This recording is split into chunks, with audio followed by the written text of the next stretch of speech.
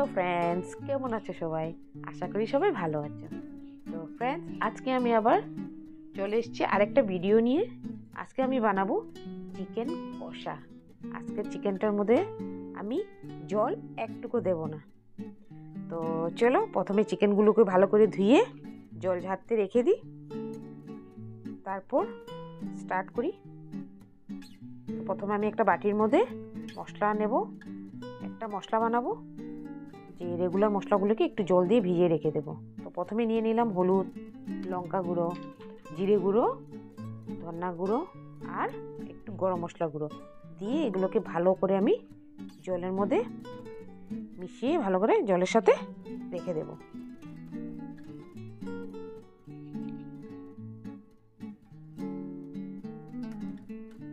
ভালো করে এটাকে মিশিয়ে নেব, নিয়ে এটাকে রেখে দেব।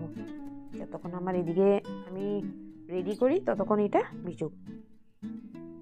আমি আলুটা ভেজে নিয়েছি, ওইটার আমি ভিডিও করি নি। তো সেম ওই কড়াইয়ের মধ্যেই আমি আরও তেল দিয়ে দিলাম গোটা গরম মশলা, যেমন ওই শুকনো লঙ্কা, দালচিনি, লবঙ্গ, এলাচ, তেজপাতা দিয়ে দিয়েছি। কিছুক্ষণ পর দিয়ে দেব কুচানো পেঁয়াজ।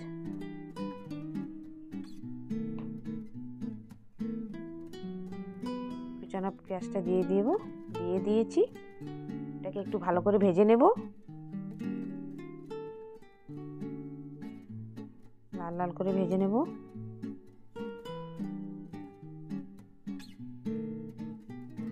হয়ে গেছে। এখন দিয়ে দেব আমি রসুন বাটা আর দেব আদা বাটা।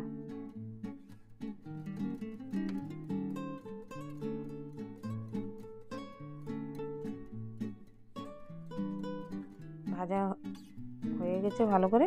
এখন দিয়ে দিয়েছি উপর থেকে নুন।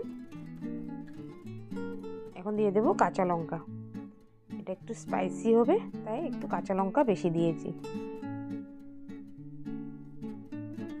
চিকেনটাও বেশি আছে, 1.5 কেজি মতন আছে। এটা ভাজা হয়ে গেছে। এখন দিয়ে দেবো এই যে পেস্টটা, যেটা আমরা বানিয়ে রেখেছিলাম।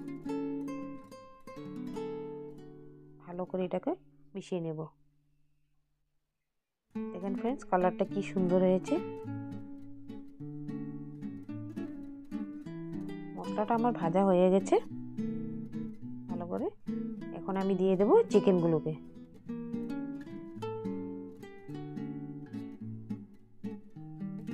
এই যে চিকেনগুলো দিয়ে দিচ্ছি। দেখেন চর্বি আছে চিকেনে। যে কোনো মাংস, মাটন বলুন বা চিকেনই বলুন, চর্বি থাকলে মাংসটার টেস্টটাই আলাদা। আপনারা কে কে চিকেন বা মাটনের চর্বি খেতে ভালো পান আমাকে কমেন্ট করে জানাবেন।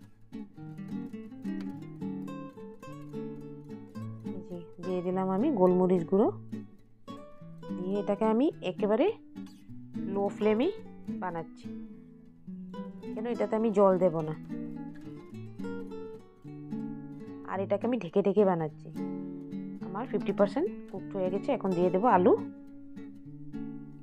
আলুটা দিয়ে আমি সেম প্রসেসেই এটাকে বানাবো, আরও ঢেকে ঢেকে বানাবো।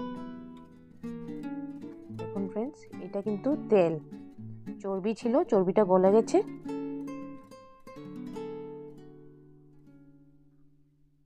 এটা তেলেই সিদ্ধ হবে। আমার এটা 80% কুকড হয়েই গেছে। আরেকবার ঢেকে দেব।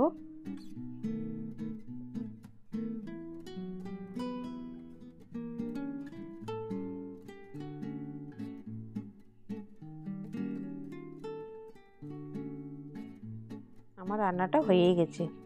এটা খুব ভালো করে সিদ্ধ হয়ে গেছে।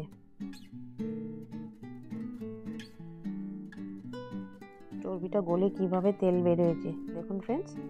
তো হয়ে গেছে আমার রান্না কমপ্লিট। খুব সুন্দর হয়েছে কালারটা। তো ফ্রেন্ডস, আমার ভিডিওটা যদি ভালো লেগে থাকে তাহলে like, comment, share and subscribe করে দেবে। ধন্যবাদ।